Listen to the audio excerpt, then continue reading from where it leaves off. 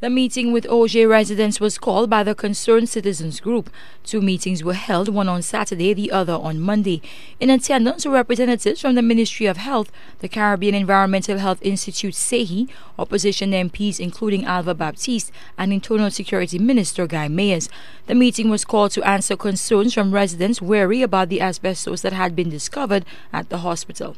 The residents were assured that the debris is being sprinkled twice a day, and during the cleanup it will be sprinkled as well to ensure that no asbestos fibers are in the air, and that those persons who are going to be staying at their homes during the cleanup time, which should start either today or tomorrow, between the hours of 9 to 4, that they should take precautionary measures. In fact, a team from the Ministry of Health is going door to door in the area that we think that has the highest risk of being impacted to inform the residents as to the measures they should take, and where appropriate, give them masks to wear as a precautionary measure.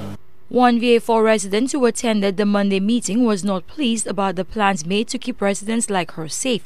Speaking anonymously, she says the plan appeared poorly thought out.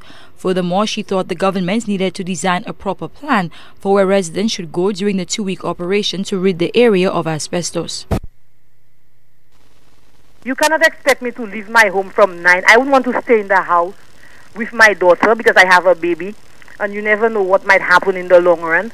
Still leave my home from 9 in the morning, and where am I going to? They should put things in proper place and proper use for us. Like some people were complaining, where are they going to? What about those that there and they don't have somewhere to go to? And everywhere, every day for 2 weeks, you don't know how the people's budget is. You want us to be maybe paying bus. If, like, let's say I want to go to town or somewhere, I have to be paying bus every day. The OJ Combined School, the principal said that she would keep the children up to about 5. And to me, the particles will still be in the air.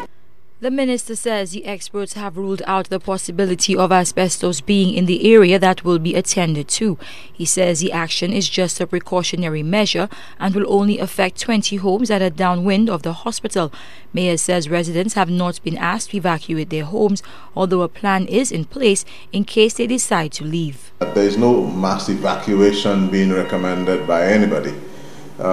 As I said, it is just a few houses in the wind path of the facility that we are taking every precaution to inform and letting people know that if they decide to leave their homes during the cleanup period between 9 and 4, that we have already, and yesterday we had one of the inspectors from the Southern Police in attendance, who explained to the citizens the measures that the police are going to put in place during that period.